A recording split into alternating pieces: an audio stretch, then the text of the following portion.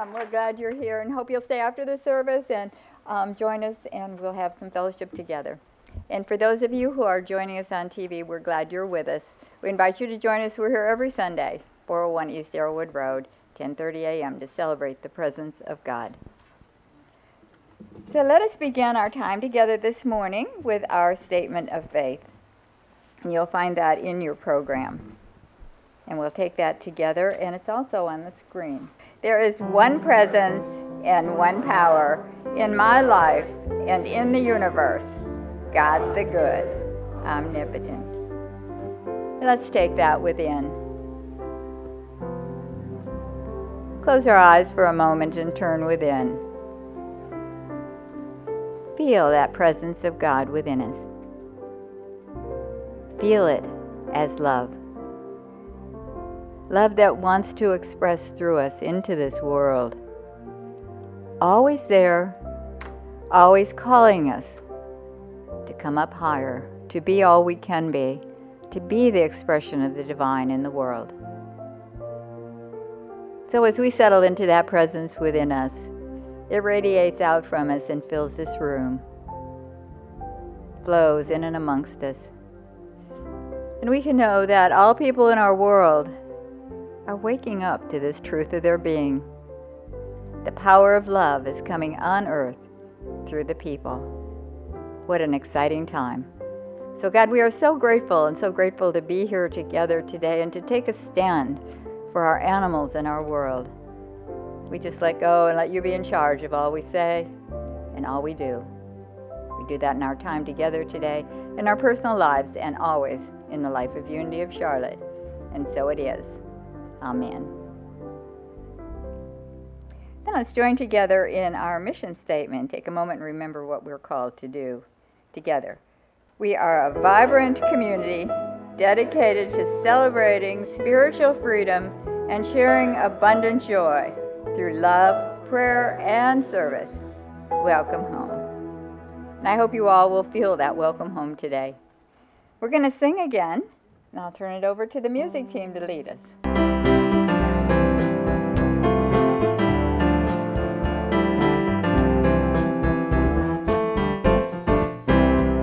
Take a look at the person next to you. Take a look at the person next to you. Say, God loves you and I love you too. God loves you and I love you too. I feel the love in the sanctuary. Feel the love in the sanctuary. Lift your voice and repeat after me.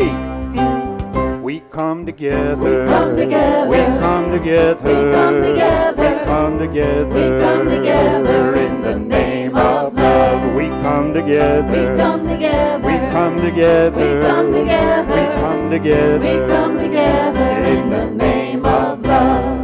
Now look at the person next to you. Look at the person next to you. Say, I recognize the God in you. I recognize the God in you. Feel the love in the sanctuary. Feel the love in the sanctuary. Lift your voice and repeat after me. Oh yeah, we come together. We come together. We come together. We come together. We come together. We come together in the name of love. We come together. We come together. We come together. We come together. We come together. We come together in the name of love. From every walk of life. Every walk of life. Every creed and color. Every creed and color. We should unite. We should all unite in honor of the God and each other. Take a look at the person next to you. Take a look at the person next to you. Say namaste and I love you too. Namaste, I love you too. I feel the love in the sanctuary. Feel the love in the sanctuary. Lift your voice and repeat after me. Here we go. We come together. We come together. We come together. We come together. We come together. We come together in the name of love. We come together. We come together. We come together. We come together. We come together. We come together in the name of love. We come together. We come together. We come together. We come together. We come together. We come together in the name of love. We come together. We come together. We come together. We come together. We come together. We come together in the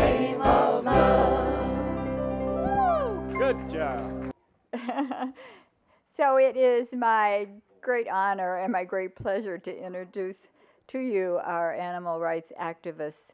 They're going to bring us our message and lead us in a workshop today. So first, one who probably doesn't need a lot of introduction is part of our Unity of Charlotte family, and that would be Andrew Harvey.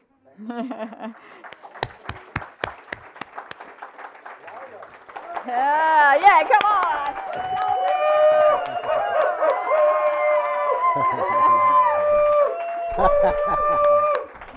Okay, that's enough.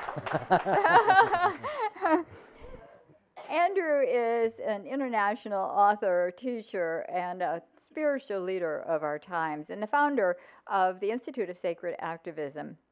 Andrew asks us to pay special attention to our animals and take care of them and love them, all of our animals. I wanted to read you a quote from his book, The Hope. He said, "Commit yourself to standing up increasingly for animal rights. Over time, you will come to know with a deep passion just how much all animals want to communicate with us and how they're waiting for us to open up enough so they can do it." This will revolutionize your idea of relationship with God and expand it to include the fly buzzing around your window pane and the green lizards basking in the grass. Beautiful. Let's welcome Andrew. And her first time here, and certainly not her last, No. we have with us Dr. Linda Bender. She is a passionate activist for animals. She is an author, she is an educator, and her heart just is in the animal kingdom. It is so wonderful to hear her talk and to be with her. Her love of the natural world began in childhood, actually in her backyard. From the deer to the blue jay to everything that was an animal was in her heart from the time of childhood. And she spent 14 years in England, Asia, Africa, the Middle East, and she's a veterinarian. And her work was done there in remote areas, working in zoos in Southeast Asia. She treated animals rescued from wildlife trafficking trade and helped reintroduce them back into their natural habitats. She has a new book out called Animal Wisdom, Learning from the Spiritual Lives of Our Animals. And she has the book with her today. It will be available to you along with Andrew's books and CDs after the service.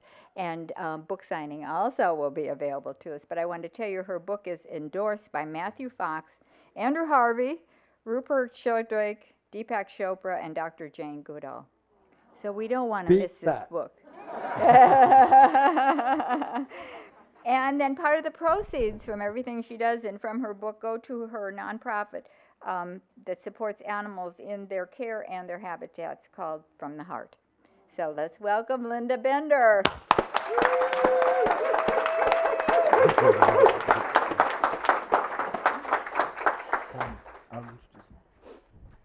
Thank you. I am so happy that Linda is here. Linda is an old and very great friend of mine. She's been a tremendous supporter from the beginning of sacred activism. And there were some very ropey times at the beginning when Linda stepped in and helped birth what has now become a global movement. So it was tremendously invigorating and soul-saving, actually, for me to try and help Linda when she said to me a few years ago, I have got now to get out and write my book and really try and help people awaken to who animals are, what they can give us, and what we must now do as a human species to rise to the challenge of what is a sixth extinction that's going on and start putting love into action. Because love, as everybody knows, doesn't mean a hill of beans until you act from love to help, nourish, protect, and save. And so the great adventure that has resulted in Linda's magnificent book, Animal Wisdom, began. And Linda has now got all of the major figures in the animal world behind this book, because this book speaks from a very wise and seasoned heart. And this book speaks to every human heart. And what Linda brings to her advocacy for animals is something very rare. She brings a very, very clear, deeply practiced scientific knowledge and wisdom. She's a veterinarian, she's a scientist. She brings also a mystical heart that has awoken to the unity of all things, and she brings the sacred outrage of someone who knows that we are in an animal genocide, but an outrage that is not brutal, but filled with compassion, even for the human beings who still don't know where they are in this glorious world and who they are and who their relations are. So I'm very honored to introduce somebody whom I know is going to be one of the great voices on the planet for the voiceless. And here she is in Charlotte.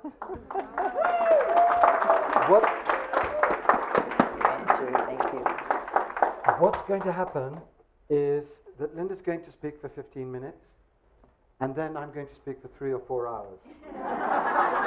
So settle in, bring out your tents and camping bags, 15.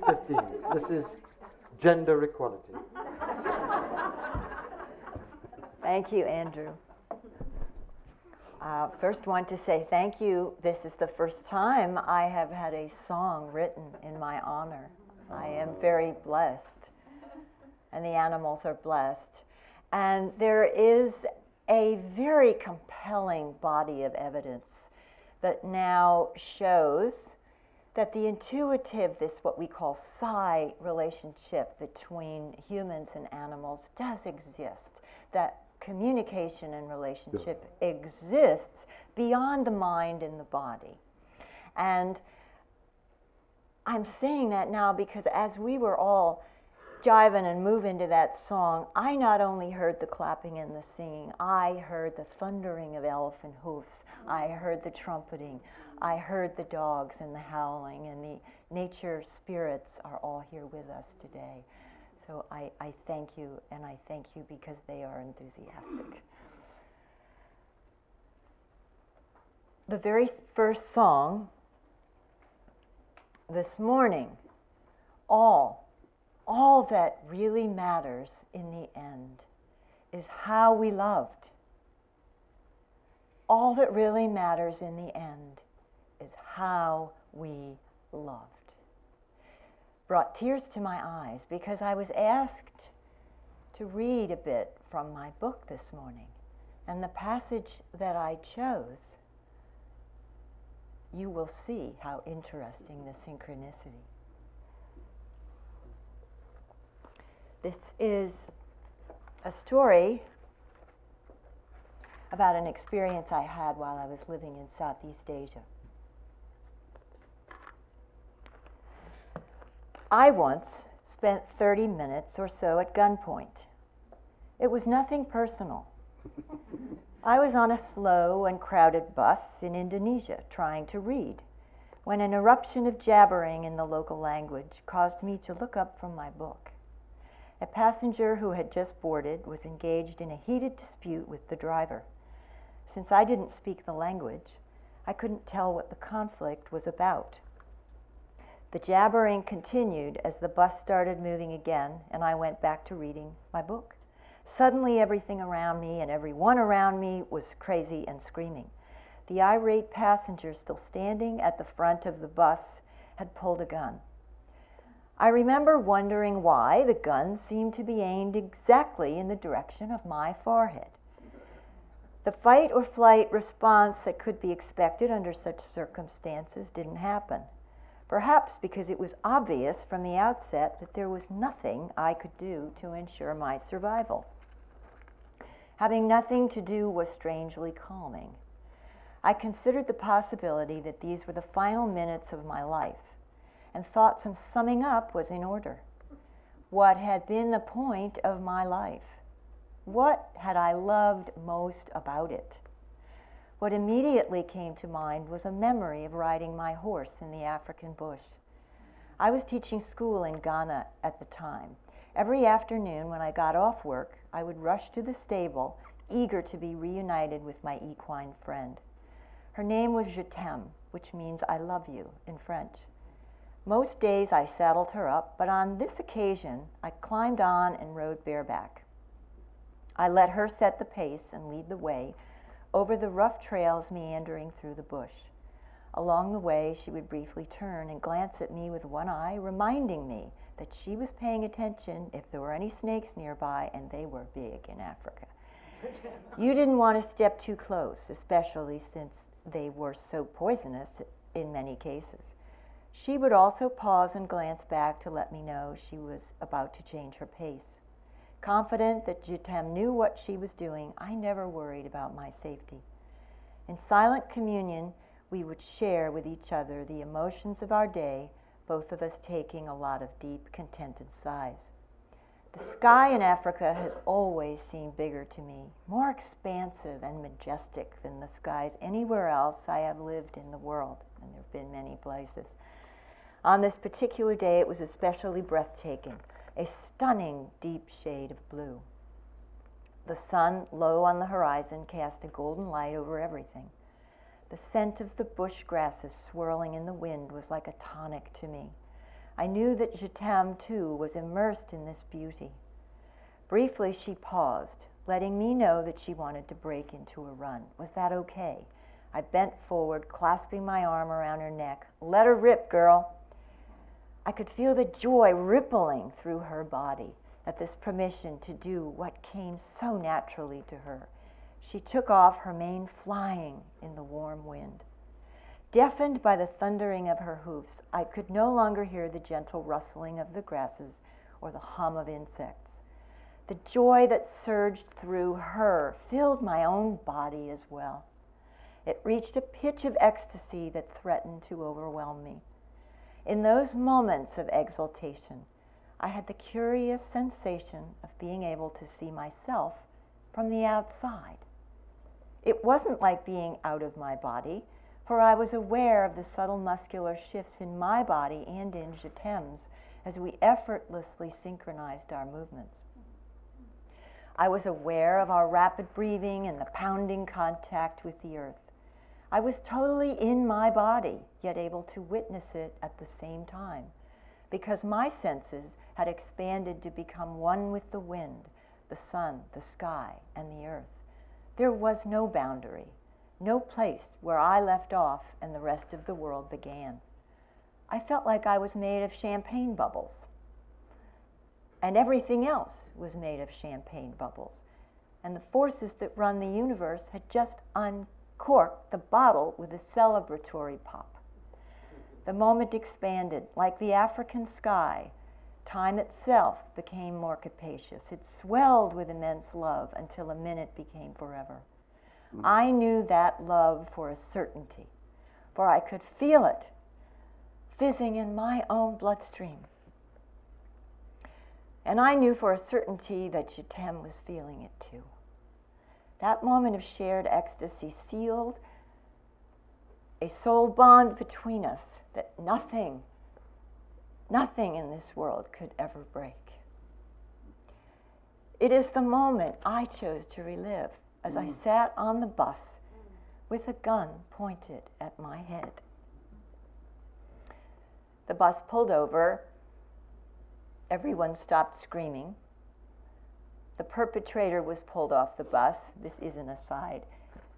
And everyone turned around and looked at me, probably the only one who wasn't screaming, and asked, "Are you okay? Are you okay?" But riding Jitem is the closest I've ever come to the blissful union with the divine that mystics seek through meditation. I meditate regularly, have been doing so most of my adult life, and highly recommend it. But the greatest moments of spiritual opening don't usually happen then. Rather, meditation sows a seed of authentic presence within us that explodes into spontaneous bloom, often when we least expect it. For me, these moments of awakening occur in relation to animals. Many people believe that they ought to love God in whatever form or whatever name they resonate with, but can't tell whether God is listening back and loving them back. When they attempt to pray or meditate, nothing much happens by the way of divine response. A relationship with someone who seldom returns our calls is difficult to sustain. Religions have taught us to expect the response to come from above, but I believe the response is actually much closer to the ground. What we have trouble apprehending with our minds comes to us often through our senses. Everything in the creative world is a manifestation of God's nature, the source, love. You can hear the answer to your prayers in a chorus of starlings. You can hold God in your lap. You can feel God's heartbeat and stroke God's fur. You can sense God's delight in you when you are greeted by a wagging tail. You can climb on God's back and go for a ride. The source of all expresses love by appearing to us in these lovable forms, forms that by their very nature open us to receiving love. When we believe ourselves to be undeserving of love from our source or from any other people, our despondent hearts shut down and the message of love can't get in.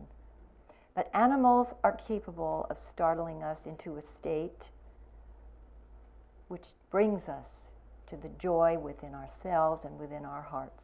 When a companion animal licks us or rubs against our leg or jumps into our lap, a rush of feel-good hormones reduces our stress levels and tells our bodies all is well. When we are amused by the antics of a squirrel, charmed by the singing of birds, or enchanted by the magical appearance of a dragonfly, our pleasure is as spontaneous and unself-conscious as the creature who invoked it. To ask whether we are worthy of this pleasure doesn't occur to us.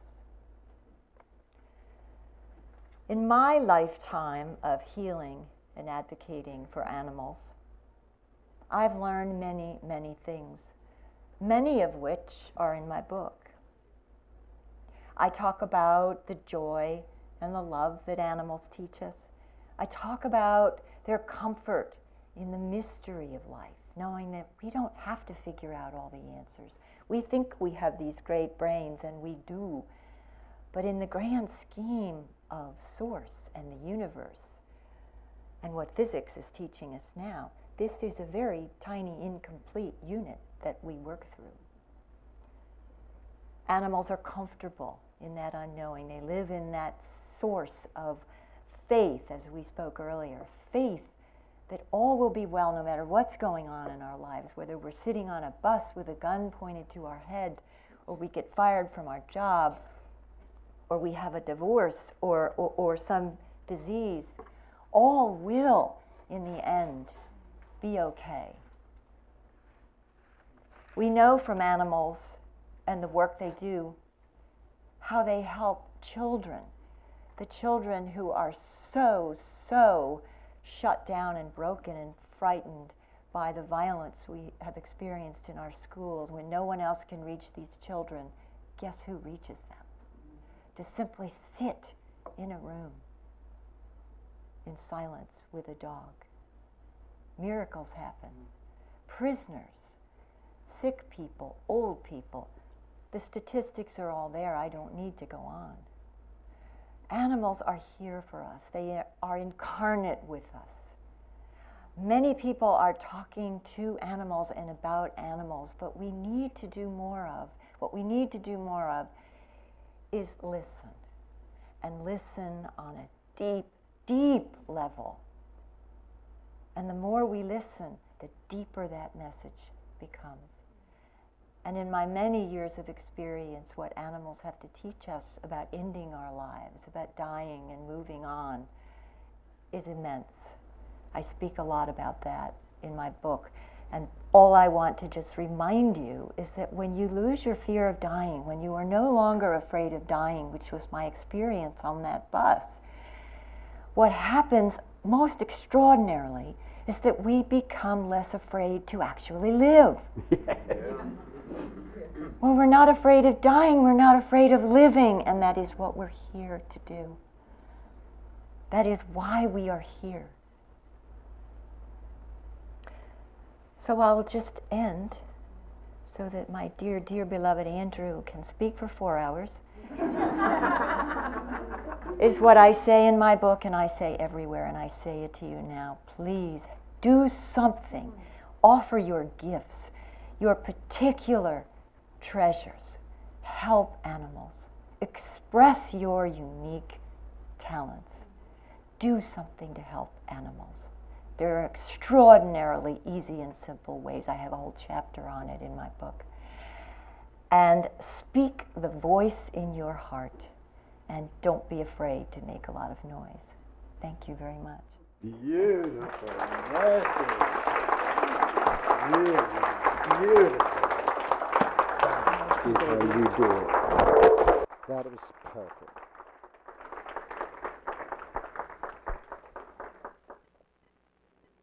You know that there will be terrible karmic consequences for anybody who doesn't buy the book now, having received such a beautiful message. This book is so purely and simply written, as you could hear. And Linda was able just to sketch a little about what's in this book. It's a book, I think, that will be read by millions of people and can be read by anyone with a heart, and is one of the books that I'm recommending all over the world, because at the heart of sacred activism, this global movement that I've been part of starting, is an absolutely unyielding, passionate prayer to all human beings to get real, really, finally real, about the horrific situation we are in as far as animals are concerned. There have been 5 major extinction events on this planet, and we are now in a 6th, in which the lions are dying out, the tigers are dying out, the elephants are being shot for their ivory, the rhinos are being slaughtered because of their horns providing aphrodisiacs for Vietnamese businessmen, where the sea is going to be so polluted by 2048 that there will be, wait for it, the scientists are saying, no fish in the sea. The difference between the other 5 extinction events and this one is that the other 5 are acts of nature. Asteroids, tremendous fires, God knows what. This one is caused by us. This one is made by us. This one is happening because of our unbelievable selfishness and greed and cruelty and addiction to a complete fantasy of being unique and of having a God-given right to do what the heck we want with the creation. So, let's get real about that. And let's, when we listen to the beauty and holiness of what Linda is saying, and Linda has chosen to do her work in this tender way because she knows that we cannot act until we love.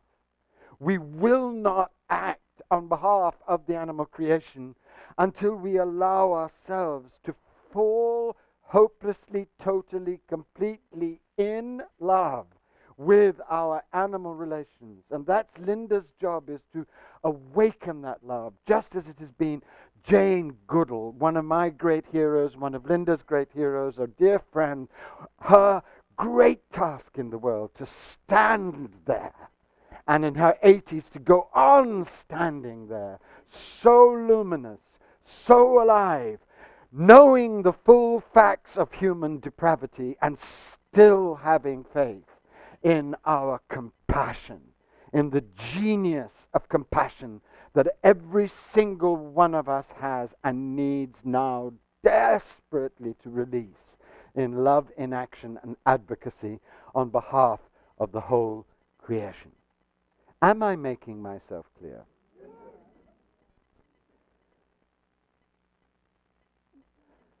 If I had a gun at my head and I was asked, who are the teachers that you will remember on your deathbed, I would say I have had in this life, through the grace of God, 3 great teachers. 3 teachers who have absolutely transformed my understanding of what the world and the creation are. The first is the Dalai Lama. And one of the greatest graces of my life is that I've had the opportunity to meet him and to work for him and with him several times in my life. And he comes in dreams, and I think of him 100 times a day. And whenever I think of this glorious, beautiful, humble, tender, funny man, I laugh inside and I think, my God, it may be a frightful world, but he is in it, radiating the truth of compassion unwaveringly at every moment to anyone who can listen or hear. The second is my great teacher, the person who is my heart's beloved, Father Bede Griffiths, an old Benedictine monk, a wild, holy radical of a being that I met in his 80s in India, and who showed me that becoming Christed is not a fantasy and is not something that happened to people in medieval Spain and medieval France, but is happening right now on the planet, and that if you truly want to, you truly can become a divine human being, humble, but knowing your glory and knowing the truth of your non-dual identity with the divine. But the third teacher,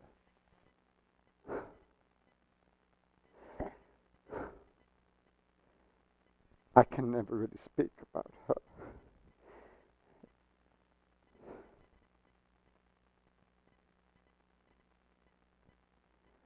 I always start enthusiastically, hoping that this won't happen, but really this is what has to happen. The third teacher that really has changed my life is my cat, Herbal.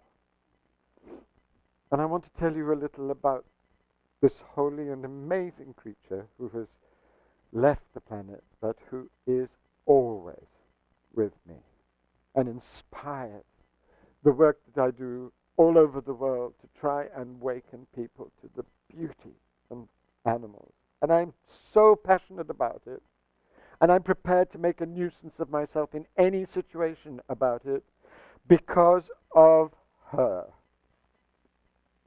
Love is what makes you wild for justice. And she broke my heart open and filled it with a passion for the creation that I would never have experienced had I not fallen hopelessly in love with my tabby. I was living in the spiritual center of the world at the time, Las Vegas.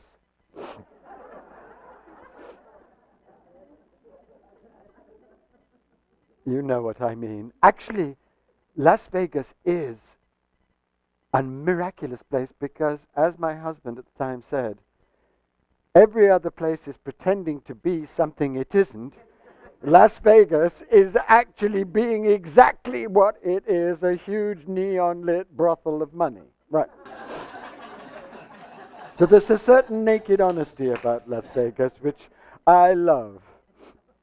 And we had a wonderful time there. We were friends with all kinds of wild people, including the great and noble Debbie Reynolds, whose love for animals is complete. Halfway through our stay, Eric came to me and said, "It's time we had an animal, and I'm not going to listen to your objections any longer. I and you are going now, and the taxi's waiting, to the pound, and we are going to select a cat." And I said, "My God, no. It's already difficult enough to live with me and you and me. Another one." He said, "Absolute nonsense. This is final, and I'm doing it. Otherwise, I'm leaving you, and you'll never see me again." This was a very effective threat, so I immediately got into the taxi. We went to the pound, and we found this shy tabby that had obviously been abused because she looked at us with these scared, frightened eyes, and she walked rather wonkily. And my heart opened initially, immensely then. We took her back. She hid under the bed for 3 days. And I spent a great many of the hours of those 3 days lying under the bed reading Rumi to her. I thought Rumi would work. So I read my favorite translations of my own, of course, to her. So this is the first cat in known history, apart from Rumi's own cat. Rumi had a cat, and you know something. Do you know this? In Rumi's tomb, the cat is buried with him. He lies in the most magnificent tomb in the world with his hands folded over his baby cat. One of the many reasons why I love the man. So after 3 days of Rumi, I had given up, so I thought we would have to feed her under the bed for the rest of our time. And I was sitting on the sofa, and I was reading the New York Times. All gentlemen read the New York Times on Sundays. And I was reading it, and suddenly I looked up and I saw this immensely scared being looking at me. And what I saw in her eyes was all the devastation and the horror and the abuse that she'd endured. The pain of what some crazy, dissociated madman or madwoman had done to her. But I also saw this immense longing for love, longing for connection. So clearly the Rumi had worked. And then something happened which forever changed my life. She seemed to gather every ounce of trust and confidence in her body. And she just leapt into the unknown, leapt into new sacred relationship, leapt into my arms. And I burst into tears. I thought I was pretty brave. And I thought I'd met some pretty brave people in my life.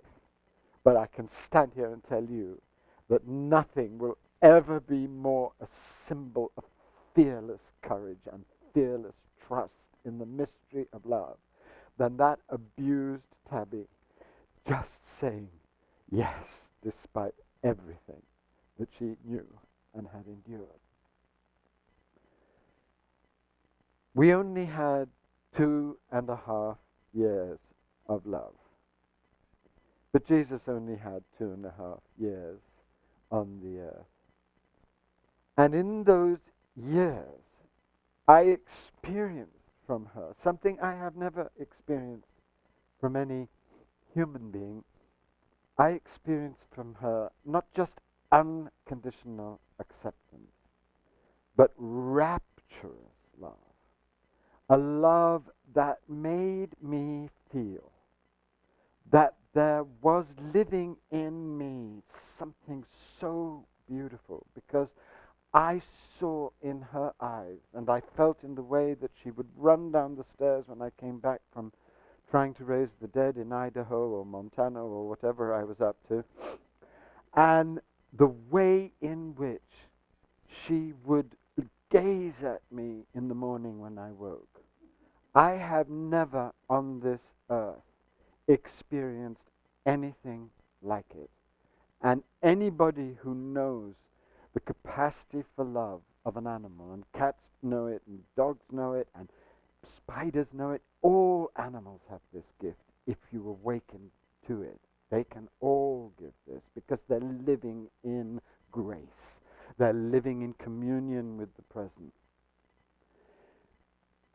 I also came to understand, and this really shocked me, because although I'd had a kind of mystical awakening, I was still in the patriarchal mindset of most of the mystical traditions which privilege human beings as having special consciousness. This is horrible. Animals are supremely awake. Eckhart Tolle said it. I've met many Zen masters, and they're all cats.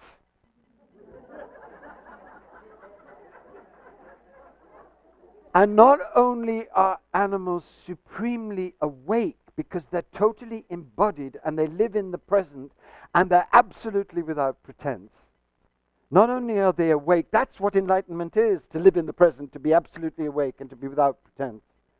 Not only are they awake, but what I discovered in my relationship with her, and I know many of you know this, is that animals have phenomenal psychic and healing powers. And what happened to me was that when I came back from raising the dead in Idaho or Montana, trying to get this spiritual movement to consider doing something about the potential end of the world, which is a very ungrateful task. I don't know why God gave it to me, but he did. She did. And I would come back sometimes very discouraged, because working in America in the 90s, when everybody thought that the big party would just go on forever and ever, and we could burn the oil and spend the cash and rape the land and just go back to our cigars and champagne in our mansions, that was a brutal time. And I used to come back to my home thinking, oh my God, if it's going to go on, there's going to be no world. And my heart would be heavy and shattered, really shattered, by what I was witnessing in this great, glorious, stupefied country. And I'd lie down on my bed, and she would come. And she would lie on my heart center, because she knew that my heart was breaking. And she wouldn't just lie there. She would do her massive Pompeian earthquake purr, the biggest purr that has ever been recorded in the history of purrs. And I said to the Dalai Lama, I'd love to produce a CD. One side, you laughing, and the other side, my cat purring. The two most beautiful sounds in the universe. He didn't agree, but he was amused. And she would lie on my heart center, and she would purr, and then I would feel, literally and completely feel, this divine fire, soft energy just penetrate through my skin, through my bones, into the core of the sacred center of my being. And I knew that she knew, and that she was a shamanic presence, with all the great glory of all the cat world behind her, and that she was pouring down through her great, great, great love, blessing and healing.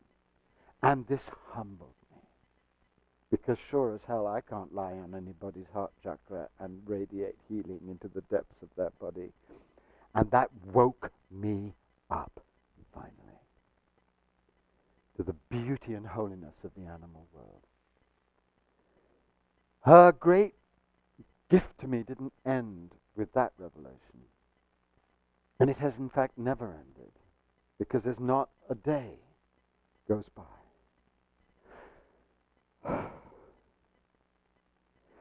Not a day goes by when I don't want to get on my knees and thank God that I know that divine love in a body is possible, because I have seen it in His Holiness, I have seen it in Bede, and I've seen it in Purbull. By the way, I called her Purbull after trying to call her Isis, Sophia, Tara, Durga, Mary. I thought I would give her the names of the goddess. She was not at all interested in my New Age fantasies and wouldn't respond. And I had a wonderful friend called Bridget who picked her up and said, "Hey, Purbull," and she went, and from then on she was Purbull.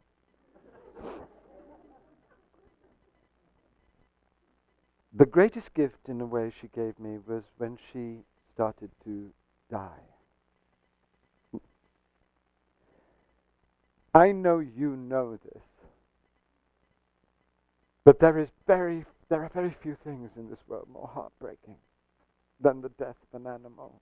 And we're so bad at helping people going through a grief which is comparable to many people, to the loss of a child. Obviously, as a gay man married to a gay man, we had no children, but she was our child.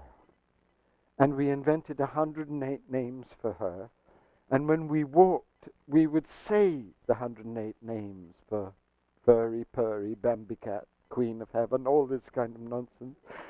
And we would chant this as we walked to the local shopping mall. So God knows what people thought of us, but we didn't care because our love for our baby was so outrageous and so complete.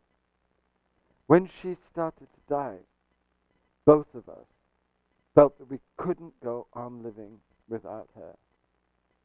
And that was such an extraordinary gift. Heartbreak on that scale is always an extraordinary gift because, as the Tin Man says in The Wizard of Oz, now I know I have a heart because it's breaking.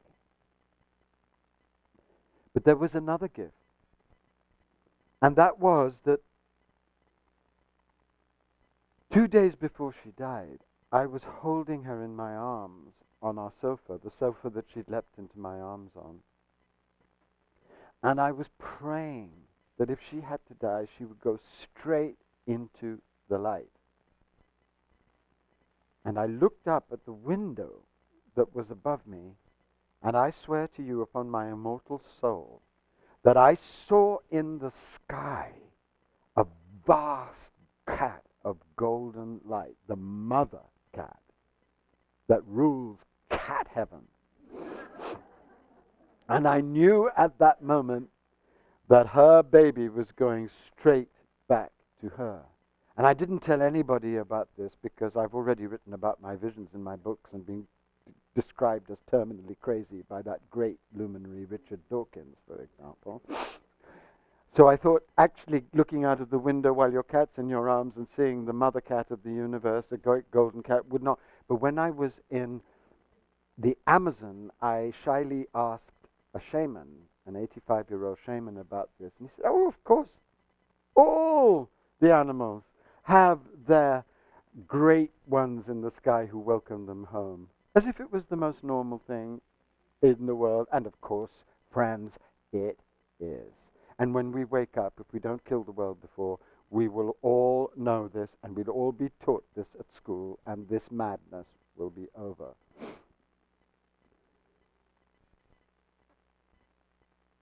She gave me another gift. When she died,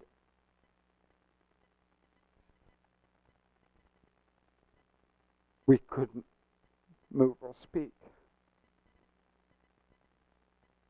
And I prayed for a sign.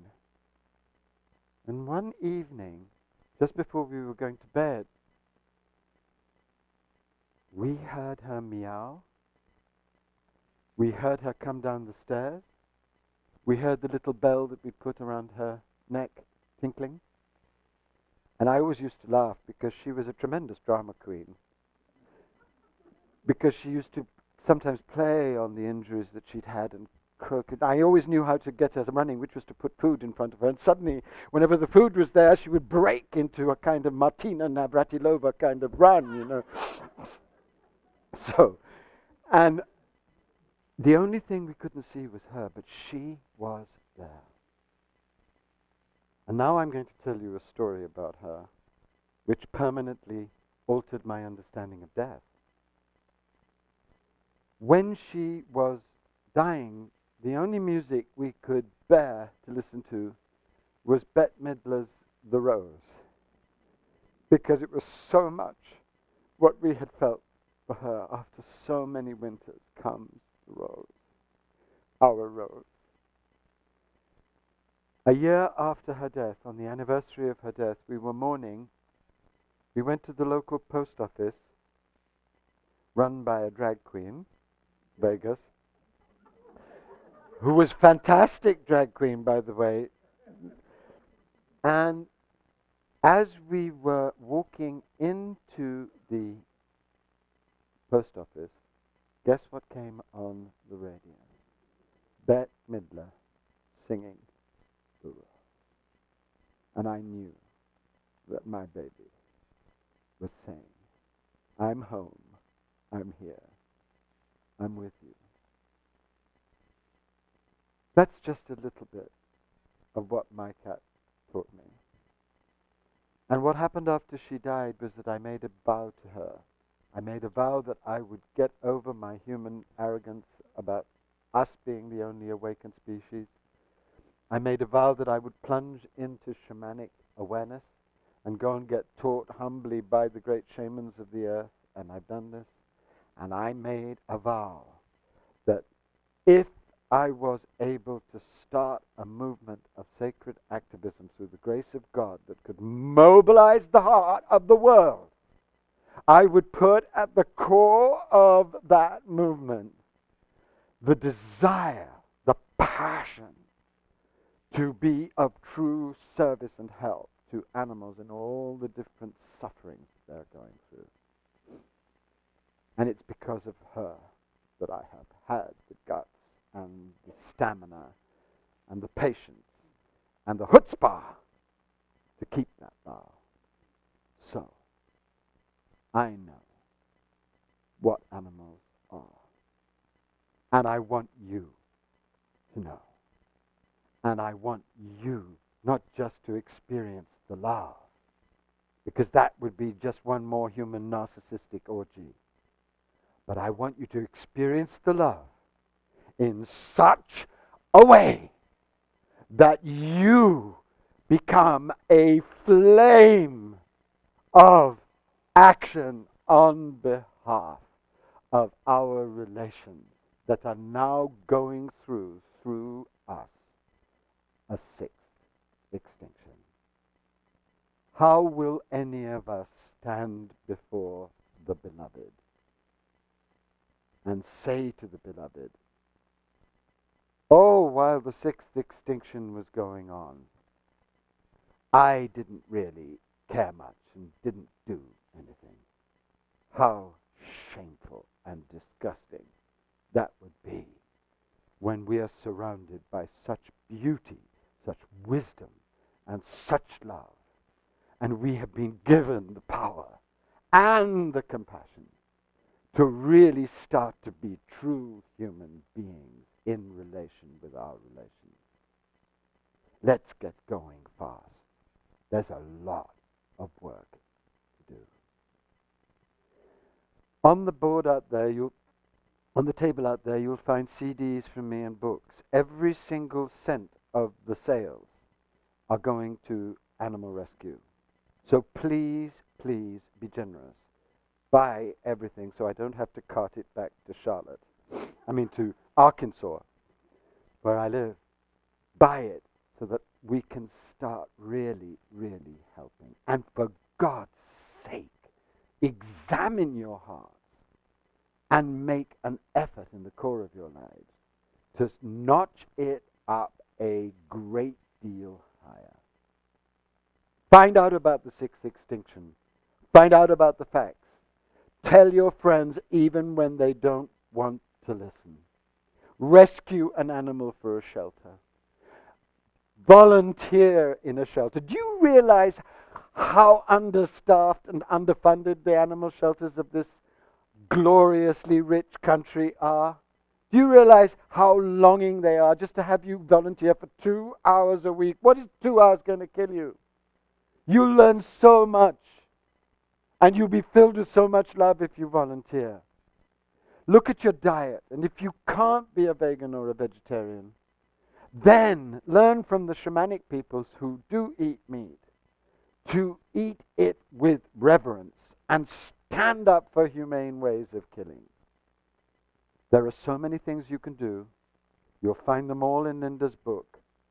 Buy this book. Open your heart and get going as humble, sacred activists in honor of and service of our brothers and sisters who need you so much now to turn up to help. Thank you.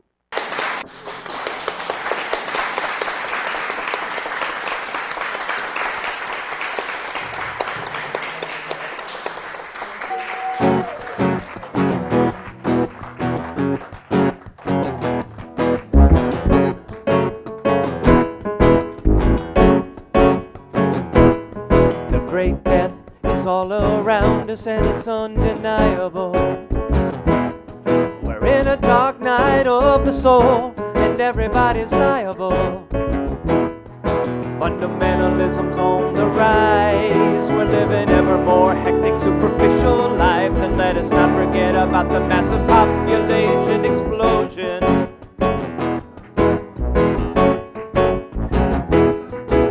Our current way of life is not sustainable.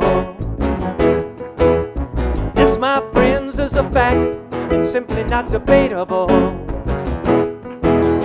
The ecological holocaust, every day 120 more species lost, as our techno addictions turn the world into an asphalt graveyard. Look to the horizon, see the phoenix as she's rising. Through the birth canal of death, new life is born. From the darkness of our vanity, we can dawn a new like the trampled, sobbing grapes transformed to wine.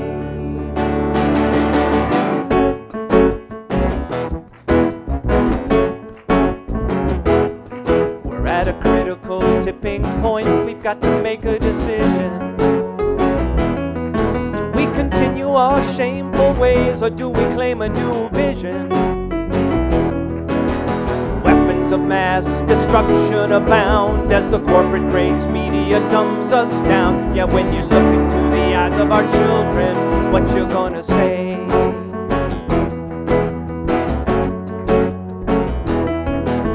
America, please wake up from your stupor of denial. The shadow of your greatness causes you to be reviled. Got to pop your egotistical bubble and be a humble partner in this epic struggle, and stop living in this global war zone. Dress for cocktails.